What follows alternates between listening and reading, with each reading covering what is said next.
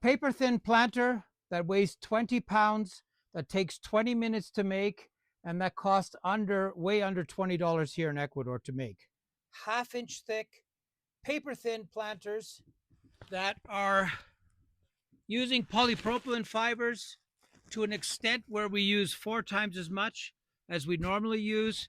If you load this up with polypropylene fibers, you can get away with a much thinner planter that is incredibly strong, and it takes 2 days for you to demold, so you could continuously make these, especially if you have a silicone bag mold.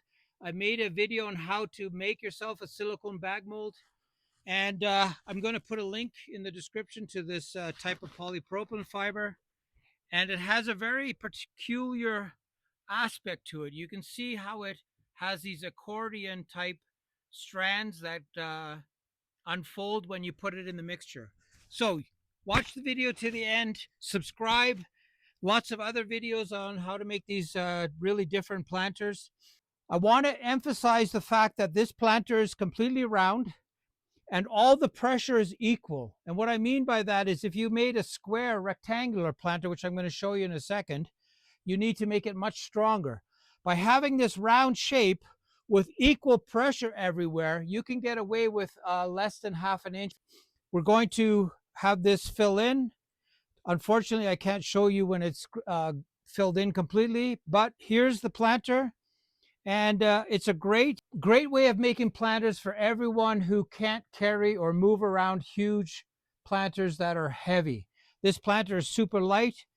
You can take it inside in the fall when you have freeze thaw. You can empty this out and protect the planter that way. So these 20-pound planters, this is an entire wheelbarrow that goes inside here. This is not a small planter by any means.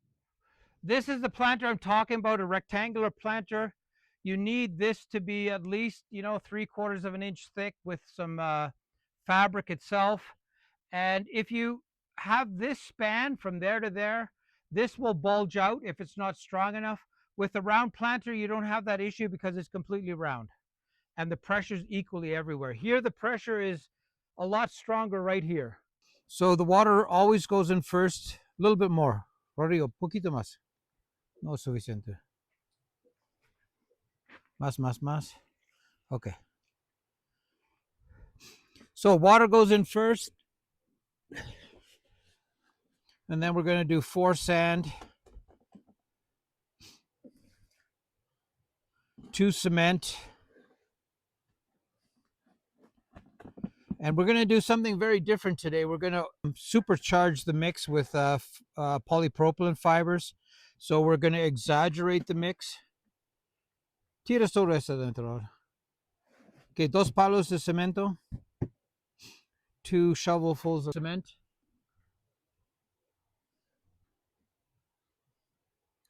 And we're going to mix this first. We're not going to put the fibers in yet, because we want to see how nice this turns out. Okay, mix that. Mezclas eso, Rodrigo.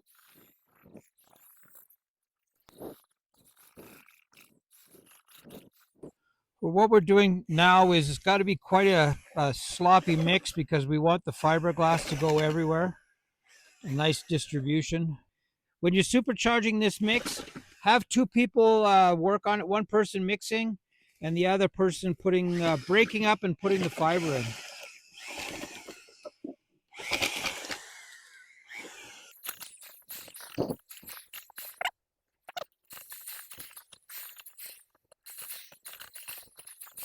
And this, you can see all the accordions in here. That's why you don't want to put it in the beginning because it breaks it up too much. So try to put the polypropylene fiber near the end.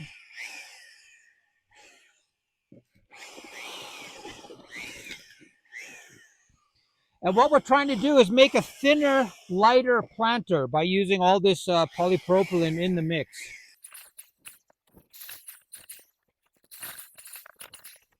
And what happens is the mix takes on a different look when it's saturated with polypropylene fiber. That's where you want to get to. So it looks like it's a bunch of fibers. So we're aiming for a 1/2 inch planter, with incredible amounts of polypropylene fibers. What happens is that when you can see the fiber is lifting the cement up, that means you have enough in there. Okay, I'm almost there. Vas cerca, Laura.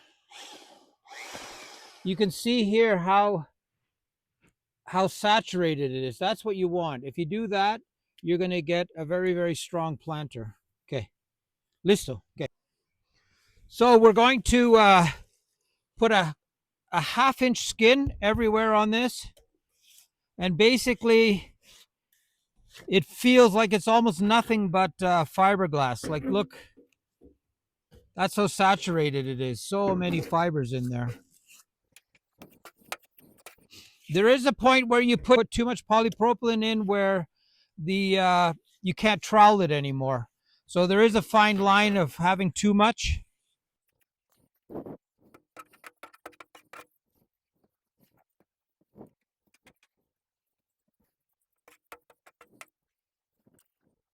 It feels different when you pick it up with a trowel. It feels like you're picking up like mashed potatoes or something, not really a cement. You're picking up something else that is really entangled.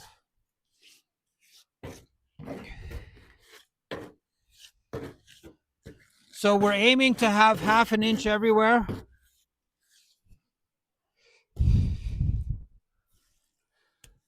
And our end goal is about maybe 15 pounds for a big planter like this. 12 pounds, 15 pounds.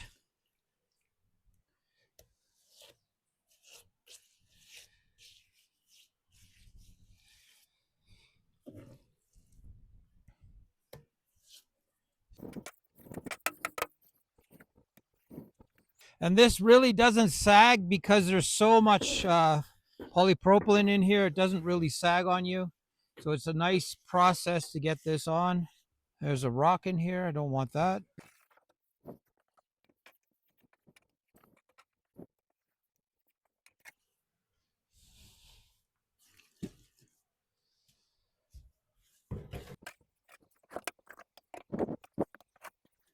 So if you can make this container, this planter will take almost an entire wheelbarrow full of topsoil, a little bit less. It's how big it is. Might not appear that way, but it takes that much soil. And if you can make these at 15 pounds, just imagine, even a weaker person or a less, strong person can move these around in their yard when they're empty. And a lot of people, what they do is they take out the soil in the wintertime and store their, beautiful concrete planters inside the house. So this lightweight planter will definitely be an option for you to do that. And while this is still wet, you could easily decorate this with sand or anything else. Maybe we'll do that. We'll throw sand against this once we get this all covered. Okay, we're going to finish this up and then we're going to throw some sand against here just so we have a nice finish on the outside. And we'll probably, maybe 15, 16 pounds. And that's a light planter and this is going to be very, very strong having this exaggerated polypropylene fiber in the mix.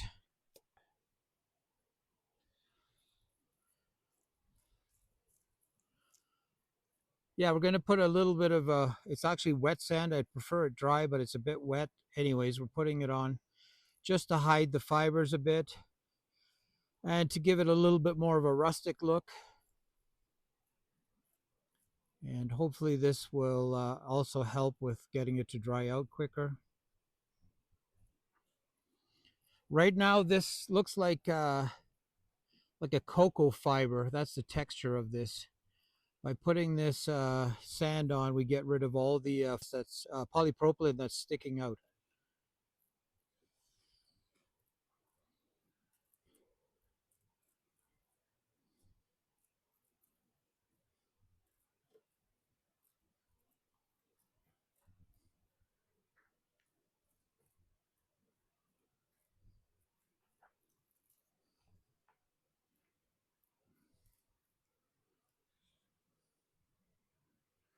Sometimes it's good just to have one person throwing the sand because everyone has different throwing techniques or habits.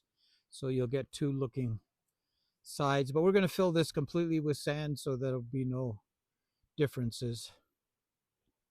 So the only thing we have left to do is keep throwing the sand, get this covered completely. And then we're going to tarp it, and we have to wait 1 or 2 days. And then we have a 15 to 20 pound planter that we can move around in the yard. And it's going to be incredibly strong because of the exaggerated polypropylene fibers that was put into the mix. Probably 4 times the amount we would normally use.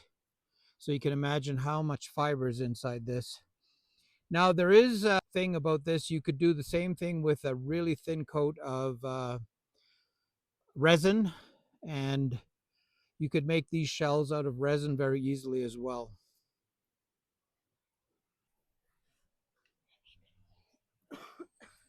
Yeah, the only thing we have left to do is to cover this up. It's got a nice grit to it on the outside. Okay. This is our experiment with 4 times as much polypropylene fiber, and we're using a silicone bag mold to be able to release this quite simply. Yeah, so it's been 2 days. I'm going to get all the leftover sand off. Now this cement has fastened itself to the table.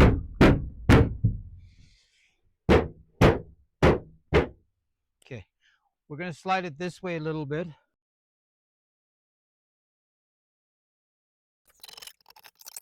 I'm just freeing up this plastic mold so we can get it out. There we go. I think that's it.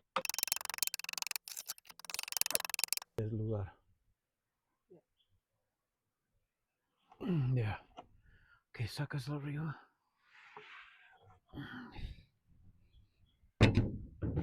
Now, I have to say this was an experiment on how thin is thin, how thin we could go.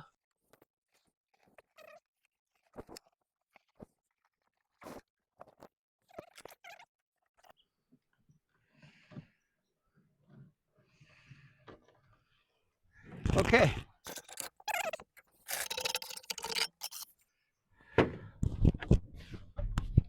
Yeah, 20 pounds. So we're going to clean this up, and we're going to plant it up one time and show you what the finished product looks like.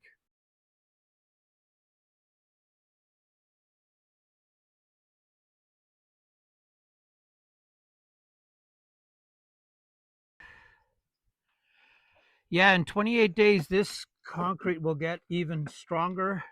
So sometimes you have to wait 2-3 days before you release the mold out of the container. But this will definitely give you an idea. We're putting some more jasmine in the middle here. We like doing that because it rolls over the edges and it looks fantastic doing it that way.